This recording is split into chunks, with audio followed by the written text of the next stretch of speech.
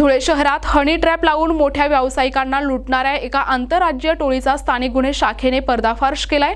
एका नामांकित व्यावसायिकाचा अश्लील व्हिडिओ बनवून तो व्हायरल करण्याची आणि बलात्काराची खोटी तक्रार दाखल करण्याची धमकी देत तब्बल 20 लाख रुपयांची खंडणी मागणाऱ्या एका महिलेसह 7 जणांना पोलिसांनी बेड्या ठोकल्या आहेत।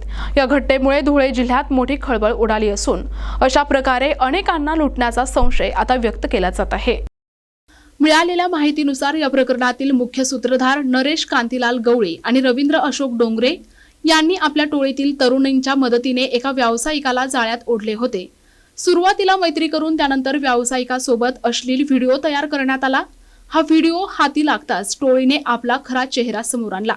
जर 20 लाख रुपये दिले नाही तर हा व्हिडिओ सोशल मीडियावर व्हायरल करू आणि तुझ्यावर बलात्काराचा गुन्हा दाखल करू अशी धमकी या टोळीने दिली।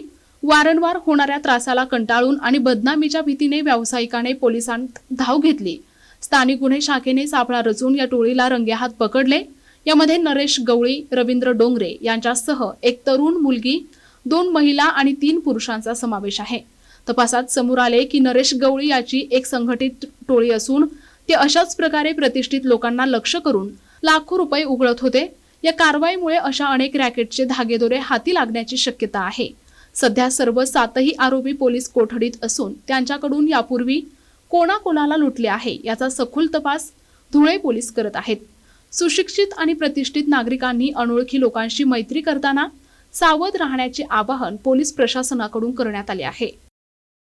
याच्यामध्ये एक मोडस ऑपरेंडी अशी आहे की एक ग्रुप आहे, त्याच्यामधला जो कुख्यात गुन्हेगार आहे त्याची ही मोडस ऑपरेंडी आहे की एखाद्या महिलेला प्रद्युम्न करणं, की एखाद्या फेसबुकवरून किंवा सोशल मीडियावरनं एखाद्या माणसाला त्याच्यामध्ये ट्रॅप करणं, मग त्याला एखाद्या घरात बोलवणं आणि त्या अनुषंगाने आधीच आतमध्ये लपलेली माणसं त्याचा व्हिडिओ काढतात आणि नंतर त्याला ब्लॅकमेल करतात।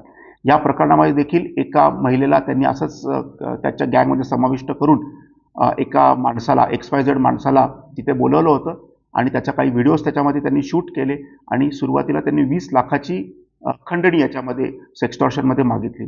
सदर XYZ जो माणूस आहे तो आमच्याकडे आला आणि आम्ही त्याच्यामध्ये ट्रॅप लावून याच्यामध्ये 2 माणसं आणि ती महिला देखील यांना आम्ही अटक केलेली आहे। विशेष प्रतिनिधी NTV न्यूज मराठी, धुळे।